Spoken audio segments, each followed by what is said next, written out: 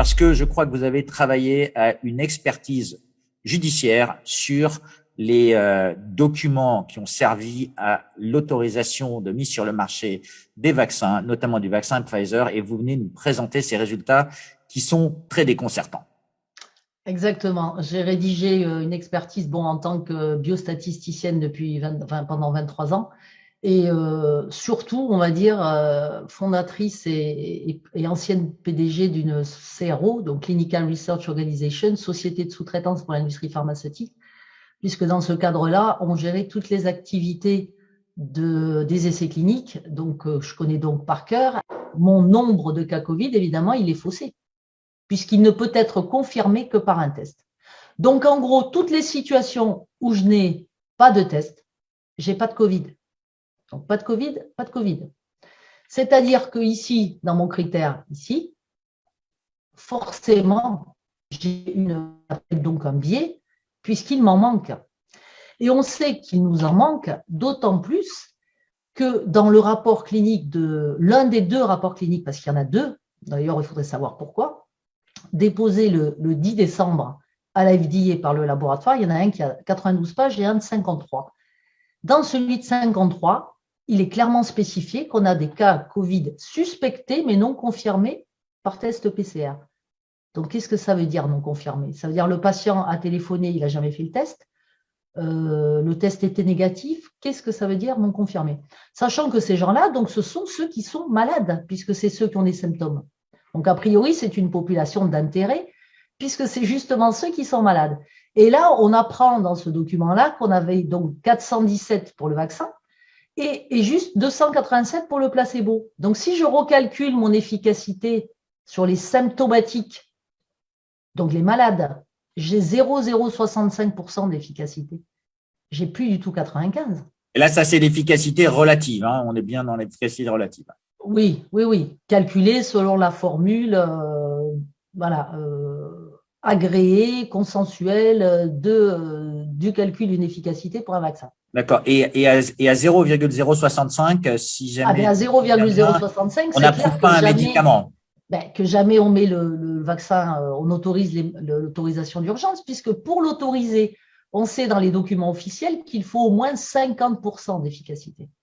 En dessous de 50%, le vaccin, sur la base de son résultat d'efficacité, n'est pas autorisé, n'a pas l'autorisation d'urgence. Sauf que là, on est dans un cadre, on a une maladie mortelle qui contamine la terre entière, pour laquelle on fait des confinements, on arrête l'économie pendant des mois, dans le monde entier. Donc, c'est une maladie a priori beaucoup plus grave que le vaccin pour le papillomavirus, que ne serait-ce que la grippe, même si la grippe fait 15 000 jusqu'à 18 000 morts par an. A priori, et c'est censé être administré donc à des milliards d'individus sur la planète. Donc là, dans ce cadre-là, on est quand même censé, enfin à mon sens, adapter un protocole qui est peut-être adapté au vaccin dans d'autres situations, mais qui est clairement plus du tout adapté au Covid-19. Donc, pourquoi les agences de santé n'ont pas fait ce genre de remarques? Moi, je dirais qu'il faut leur poser la question. Et est-ce qu'on leur a posé la question? Ça, je ne sais pas. Il faut demander au gouvernement si, quand les agences rendent un… Parce qu'on pourrait se dire, ce que vous êtes en train de nous dire, c'est que si jamais ça va être administré à des milliards, on n'est pas à 40 000 tests près, c'est ça? 40 000 tests, complètement. Quelques… On ne fait pas 40 000 de milliers de dollars. Oui, on ne fait pas 40 000 tests à des participants d'un essai clinique qui en ont signé un consentement, qui ont confiance dans le laboratoire qui les inclut dans leur étude. On ne leur fait pas 40 000 tests fois X fois, puisqu'il faut le poursuivre. Et on ne peut pas leur faire qu'une fois le test, on va leur faire régulièrement. Ou alors on leur donne des autotests, enfin je ne sais pas, mais enfin impérativement, on teste tout le monde, puisque cette maladie est mortelle au point d'arrêter le monde entier.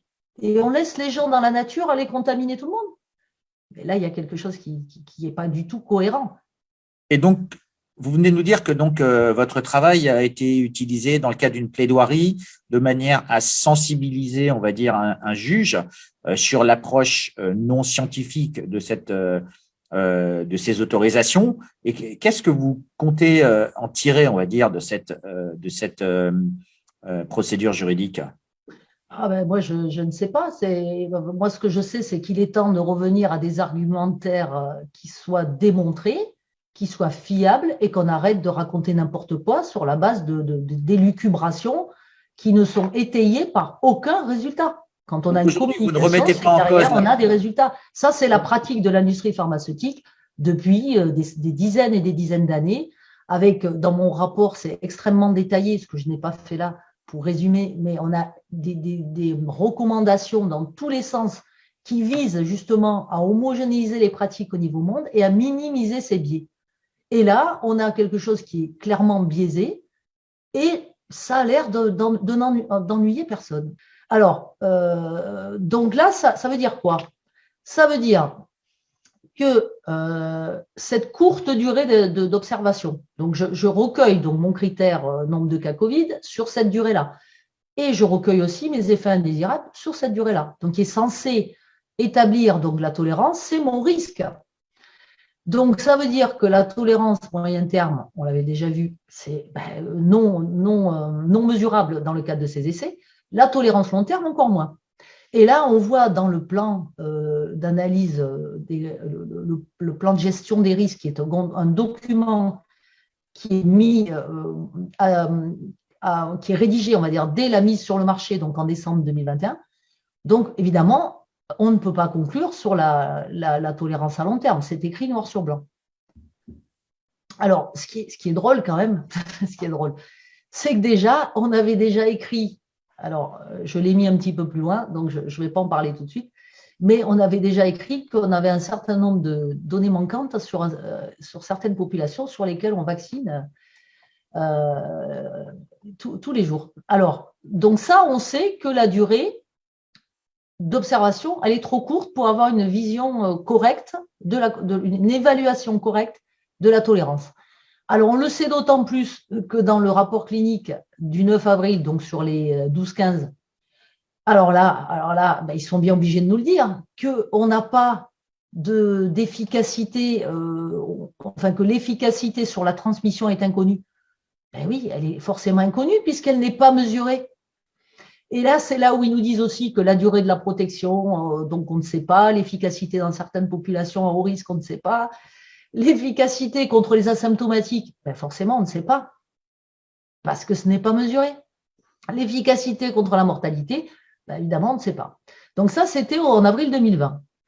Alors, dans le rapport clinique des 5-11, comme on n'a pas beaucoup de participants analysés, ils nous disent clairement dans leur section conclusion risque global, risque bénéfice-risque, que le nombre de participants au programme de développement clinique est trop faible pour détecter les risques de myocardite.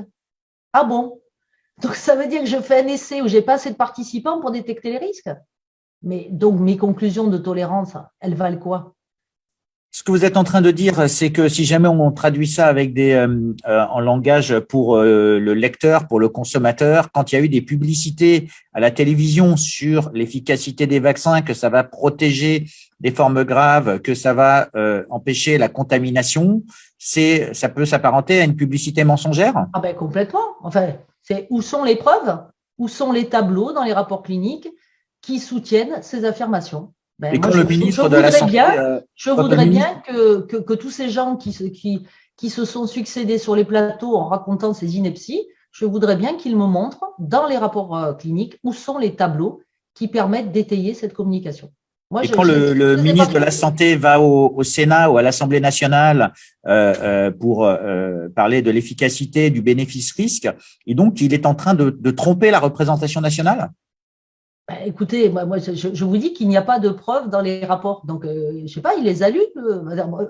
Il n'était pas au courant que les essais cliniques étaient en cours, il faut dire. Donc, visiblement, au ministère, ils ne sont pas au courant de grand-chose.